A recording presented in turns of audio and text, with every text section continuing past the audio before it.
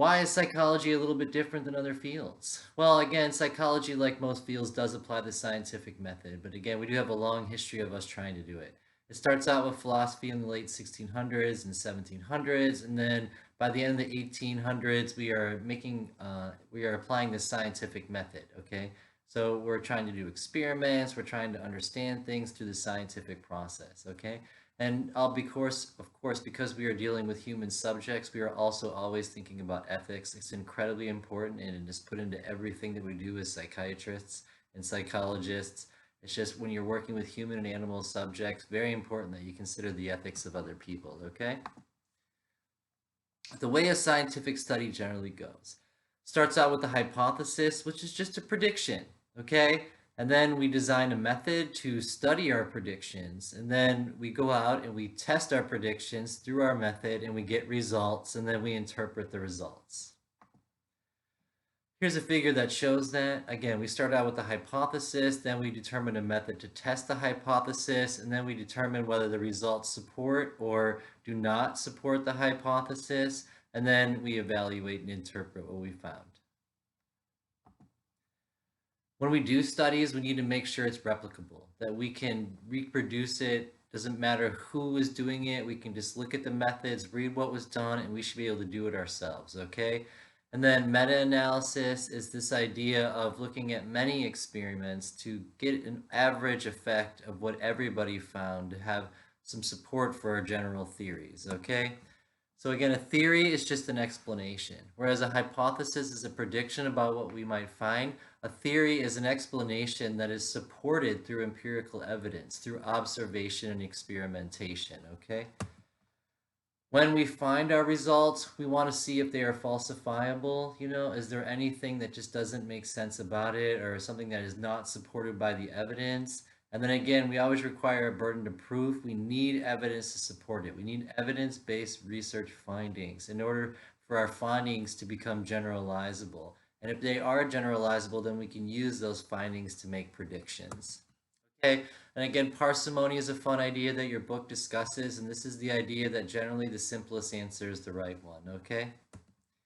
Here's a fun picture of it, you know, how can this horse do math? You know, what's the simple answer of why a horse can do math? So some general research principles, these are the problems that are faced by psychological researchers. Again, sampling is incredibly important because if you have a biased sample that reduces the generalizability of your study. And then the behavior of participants are very important because sometimes, for example, the researcher can have an effect, such as with the Hawthorne effect. So when we're doing studies, we want to make it as natural as possible so that the participants aren't biased either. When we go to do studies, we always want to do very clear operational definitions. For example, I just did a study on stay-at-home fathers, and to define stay-at-home fathers, I had to get very clear. So I defined a stay-at-home father as someone who is married and their spouse works full-time and they are the full-time caregiver for at least 30 hours a week and they do not provide financially. But again, all that was needed to really specifically define what I meant by a stay-at-home dad, okay? This is a bunch of different types of samplings that the book goes through. Okay, you have convenience sample, who's ever available, representative sample, which meant everyone in the population had a chance of being selected, a random sample, for example, selecting every 10th person, making sure it's cross-cultural so we can get variations in sex and race and religion and sexual orientation to really have very exhaustive studies, okay? In psychology a lot, we're going to apply a method called case studies. And case studies are when we just take an individual, okay, with a specific condition, for example, and then we write that up. The most recent case studies I had been studying was cases of gender dysphoria, and they were studying children whose biological assigned sex did not match with the perception of what gender they were. And so they were doing case studies on gender dysphoria. Very interesting and very relevant, especially in modern times. Surveys are a popular way. This is a good method for gathering data. Surveys are a data collection method, okay? And we go out for surveys and we ask a series of questions. And these questions can be open or closed-ended. And so surveys can also yield qualitative data or quantitative data. For example, I can do an attitude scale and say, what is your attitudes toward gender roles, such as, do you think a woman should stay home and cook and clean, or do you think it's acceptable for a woman to work? And then we get their attitudes, maybe from 1 through 5, which is called the Likert scale. And then because it's a range scale where they can say, what's their attitude on a range from 1 to 5, we can then translate that into numbers, quantitative statistics, or we can ask open-ended questions. How do you feel about women working in modern times? Is it acceptable for a woman with children to work while the husband stays home, for example? And then we can ask them why or why not. Why do you feel that way? And get open-ended questions, which we can then make into a narrative or do a great phenomenological study where we can get people's subjective interpretations of things. So surveys are very dynamic and can yield both quantitative and qualitative studies. Very interesting, okay? The goal of many studies is this idea of correlation. Is there an association between this and that? For example, is there an association between attitudes toward gender roles and women's rights? And when you tend to find that the largest impediment against women's rights are traditional gender role attitudes. So people that have more egalitarian attitudes, meaning everyone should cook and clean, everyone should take care of the kids, that is more positive and promotional of women's rights than traditional attitudes, okay? And then when you're getting into medicine, you can say, is there a correlation between giving this drug and a reduction of depression? And that's where we start to get into the experimental phases, is we're looking for a correlation, a relationship between reduced depression and a drug, or even if it was blood pressure medicine or whatever it is you're working with, okay? We're looking for correlations, a relationship between two variables, okay? And this can be done statistically with correlation coefficients. And when you guys get into deeper research methods and statistics, junior and senior year, a little bit, or you start to work with this kind of thing, okay? These are some really fun graphs like this one here. This is what you can do with the statistical information. So when you do a survey or however you gather data, whatever your data collection methods is, if it's quantitative, you can produce these kinds of associations. And this one talks about the association between eating fish and depression.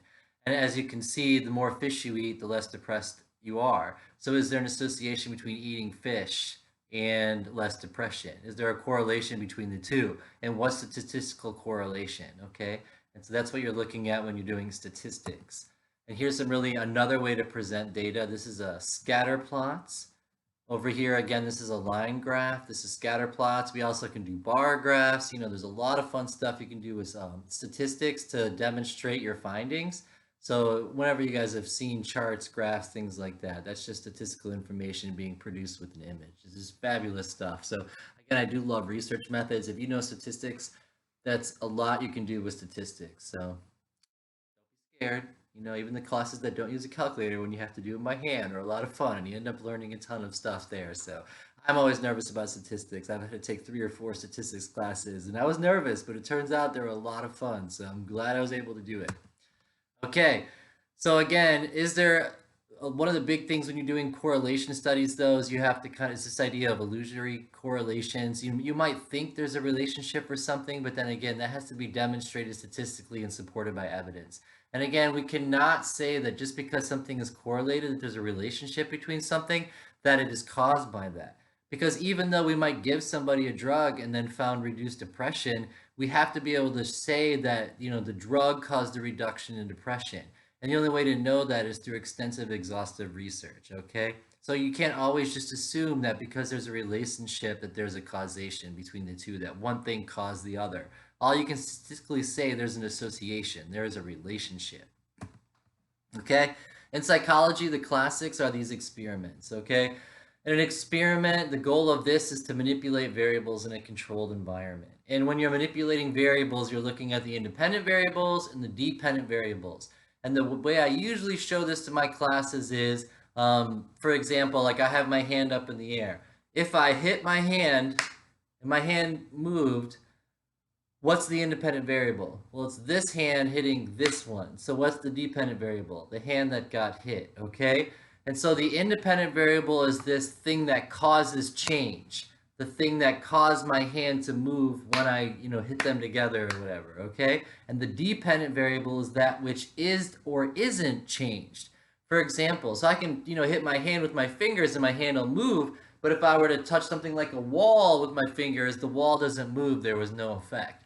So then when you apply this to a drug, for example, in an experiment, let's say I gave somebody a drug to reduce depression. The drug is the independent variable, the one that I'm hoping causes change. And the dependent variable is the depression. Was there an effect on depression levels? Okay, so if I give somebody a drug and it reduces their depression level, okay, the independent variable is the drug and the dependent variable is the depression level.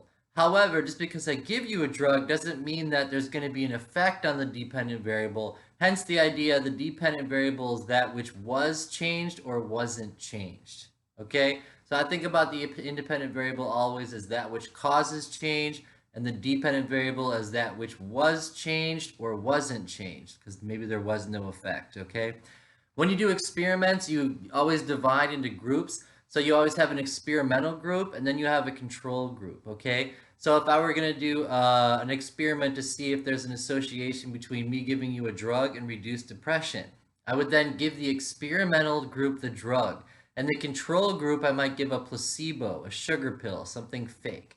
And then first I would see, is there a significant difference in depression rates between the experimental group and the control group? Okay, then I would look at how big is the effect on the experimental group, and was that significant? Okay, and then this idea of sampling so we can representatively get every population.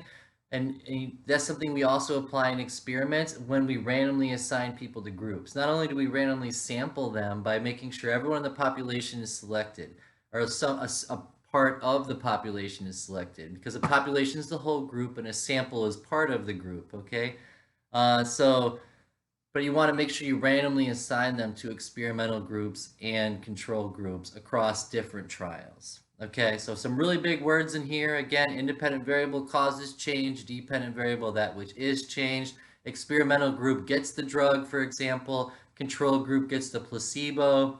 We're trying to get information about a larger population, but you can't study the entire population, so you choose a sample, a small part of the sample, and then you make sure you randomly select people for that sample, and then when we assign them to groups, we randomly assign them to groups. And all of this randomness, okay, the goal of that is to increase our generalizability of our study, to be able to increase our findings and then apply that to the larger population so that we can make predictions about how that will affect large groups of people. Okay, all right, so here's a couple, again, different methods. You got your case study, your naturalistic observation, where we just go out and watch people in a, for example, let's go watch a kindergarten class and observe their interactions so we can determine, developmental effects that are happening in their life. You have your survey, which we talked about, and then statistical studies with correlations. Okay, all right. Some of these that we're going to talk about, this is what takes away from the generalizability of your findings. For example, experimental bias or experimenter bias. Did the researcher, are they biased in any way toward the results? Are they fudging information? Are they kind of, not letting the research speak for themselves? Okay. You have these blind observers, single blind studies, and double blind studies. The goals of all of that is to reduce all of these biases for both the experimenter and the participant, okay? So in the double blind, for example, neither the researchers nor the participants know what's happening. In a single blind study, the researchers know what's happening, but the observer doesn't, or the people that are being experimented on, they don't know what's happening. Okay, so there's just a lot of ways you can mix stuff up, but the goal of all of this is to increase generalizability for your study, okay? Again, descriptive statistics, this is the information we're going to be pulling out for our results. Descriptive statistics give us information, they give us numbers, but they don't allow generalizability and predictability for larger populations. For that, you need inferential statistics, and so inferential statistics, these are statements that allow us to make generalizable statements about the larger population, okay? All right, great. When you're working with humans and animals, ethics are a huge factor. So everybody has to go through the institutional review boards. We have to make sure that we are following the guidelines of the American Medical Association, American Psychological Association, whatever it is. All fields have their own, and there's usually several different groups that do the ethics for each field. For sociology of American Sociological Association, okay, so it's just very broad. But we all have to make sure we're considering all the ethical concerns, do not harm anybody, no coercion. So you guys will get a little bit deeper into this when you get into ethics and research methods. But again, this is just a general overview. We do need informed consent, so we make sure the researchers are informed about the study and what to expect, and we make sure they sign off on it, okay? And again, we try to minimize risk whenever possible for them. Even if we have to use deception, we make sure we debrief afterwards, for example. And the same thing with non-humans. So again, the big question is, do the risks outweigh the benefits, okay? And so a lot of times with humans, that's a tougher question. And so people have used animals for a long time instead of humans because, if you want to know about the brain and you need to do dissecting and what they've done with cat studies, for example, and things like that, some of it's a little bit uncomfortable, but does the knowledge outweigh the cost and the harm to the animals? And so there's been a lot of great debates in here, and it's a debate that needs to constantly be continuing because we should be thinking about ethics first and foremost as we do anything. No matter what kind of research we're trying to engage in, no matter what kind of knowledge we're trying to acquire, we need to be thinking about things ethically, okay? Thank you so much. If there's anything I can do for you for chapter 2, just email me and let me know. It's an honor as always. Thank you again.